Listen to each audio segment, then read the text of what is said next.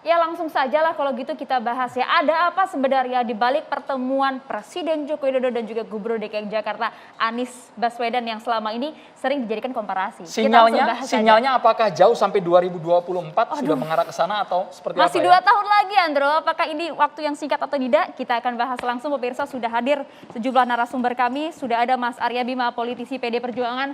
Selamat malam Mas Arya. Selamat malam. Dan juga sudah ada Mas Andi Budiman, politisi PSI. Selamat malam, kabar sehat? Assalamualaikum, selamat malam Bang Gies Khalifa, produser Jakarta Melayu Festival. Sehat Bang? Alhamdulillah. Boleh sekalian cek audio Bang kita Bang? Sehat? Sehat, alhamdulillah, syukurillah. Kemudian ada Bang Henry Satrio, pengamat komunikasi politik. Selamat malam Bang Henry Satrio. Mas Andro, Mbak Maria. Alhamdulillah sehat.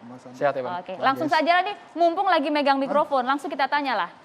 Kalau dari kacamata seorang Henry Satrio, Ya. pertemuan dua sosok besar tadi, ada udang di balik bakwan atau ada udang di balik batu nggak nih sebenarnya? It's a sign. Jadi menurut saya sih ini hal baik ya. Saya harus anjungi 2 jempol kepada Pak Jokowi yang memang mau hadir. Ini kan kepentingan negara. Jadi nggak ada tuh tuduhan-tuduhan ada kepentingan politik ternyata di sana, dan pada saat Pak Jokowi hadir di sana, itu adalah bukti bahwa negara juga menyetujui event ini. Nah, yang menarik justru kan apa sih sebetulnya yang diperbincangkan oleh kedua orang ini? Karena sebelumnya kan Pak Jokowi juga ketemu Prabowo, ketemu Ridwan Kamil gitu ya. Mungkin yang diperbincangkan adalah tentang hari ini dan masa depan.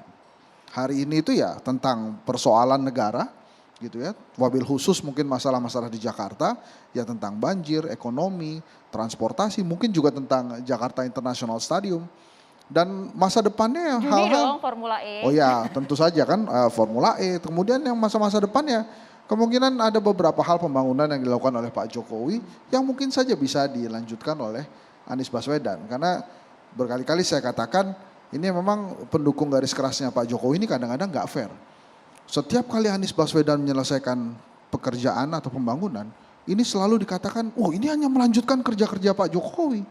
Nah jangan begitu dong, maksud saya kalau begitu terus, nanti gampang jawaban dari pertanyaan nanti siapa yang bisa melanjutkan pembangunan Pak Jokowi setelah Pak Jokowi selesai 2024. Nanti jawabannya Anies Baswedan lagi, kan itu nggak fair ya menurut saya. Karena selama ini kita menangkap pendukung kedua belah pihak ini selalu berseberangan.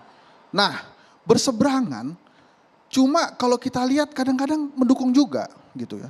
Kalau misalnya begini, sekarang teman-temannya Mas Abe ya di DPRD misalnya. Menurut saya mereka ini hanya melaksanakan proses pengawasan. Apa yang dilakukan oleh Mas Gembong, Mas Pras.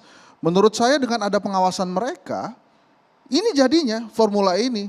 Mas Anies kerja terus gitu ya, mengikuti ritmenya Pak Jokowi sehingga terwujud gitu. Nah kalau menurut saya Mas Abe dalam posisi yang enak nih, pasti nanti menjelasinnya, loh kami kan melakukan pengawasan gitu ya. Nah PSI ini yang repot ini gitu ya, karena sudah sering sekali PSI ini melakukan kritikan-kritikan itu salah terus gitu.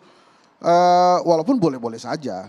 Dan kemudian cobaannya juga bertubi-tubi kan, ada kader terbaiknya juga baru saja resign. Saya mengenal betul sama Rahman itu sebagai mahasiswa ya, dia duduk di depan, orangnya cerdas, independen, visioner gitu. Sayang sekali makanya.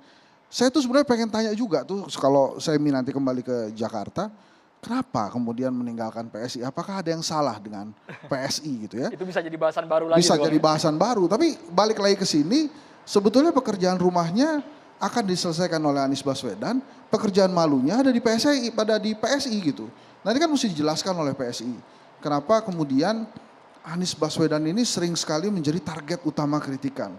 Makanya saya sering mengatakan sebetulnya pendukung utama gitu ya, atau juru bicara kampanyenya Anies Baswedan ini jangan-jangan PSI. Kalau dihitung misalnya banyak-banyakan ya, Henry Satrio atau Bang Geis lah, nyebut nama Anies Baswedan, mungkin lebih banyak kader-kader PSI yang bicara tentang Anies Baswedan. Ini yang menarik gitu. Kalau kemudian banyak sekali netizen berkata, kemana Giring? Lo tugasnya Giring jangan-jangan emang udah selesai. Tugasnya Giring waktu itu hanyalah mempopulerkan Formula E. Kenapa saya katakan demikian? Karena setiap kali Mas Giring mengkritik Anies Baswedan, sebetulnya dia memberikan ruang bagi Anies Baswedan untuk menjelaskan apa sih tujuan pembangunannya gitu.